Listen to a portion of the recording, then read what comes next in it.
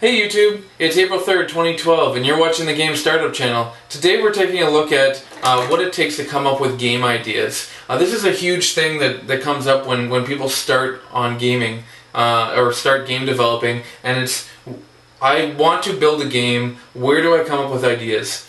So I've kind of come up with 5 different situations that help you start building your games and coming up with ideas. So the first one is observations on life. I'll give you an example. I was doing the laundry this morning, and as I saw the barrel turning inside the laundry machine and the water moving, I thought, wouldn't it be cool to have some sort of game where you have to be like a little mini surfer inside the laundry machine and make your way around without crashing on the wave. You know, looking at all the things around you and making games out of those things can be a really inspiring way to come up with ideas. The second one is to start with a game type.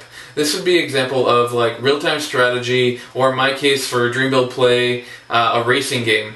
You don't necessarily have to make a generic game of that type. It just gives you a basis point to know where you're starting from. So after I come up with my game type, I can say, well, what are the mechanics of my game going to be, and what is the art going to be, and how I'm going to set up the environment, and how many players, and all those things. You can start hashing it out, but if you start with a game type, then it gives you a lot narrower of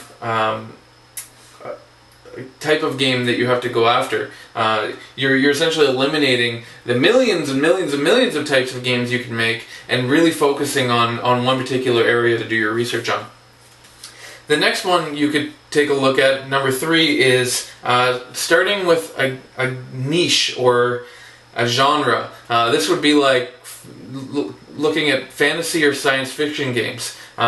You start with that starting point and you look at other games in your genre and see how they do their game mechanics and how they do their game art, not necessarily to copy them, but to get an idea of what people are looking for in that kind of genre.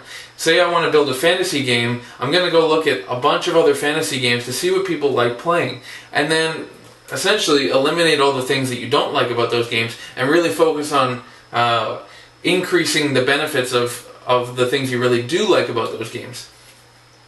The fourth one I would mention is playing games can be a big inspiration for building games. I think one of the big things that comes to mind is the mentality of, I could do that, but this is how it would be better. And taking that mentality allows you to have a starting point, but then build on it.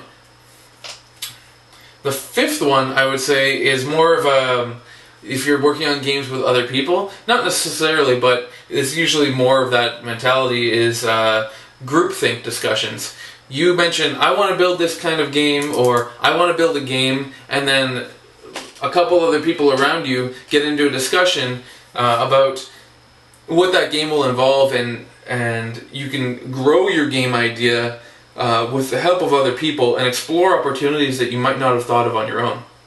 And that's basically it. 5 different ways of coming up with game ideas. Observations on life, starting with a game type, starting with a niche, playing games and building on those, and groupthink discussions. And that's it for today.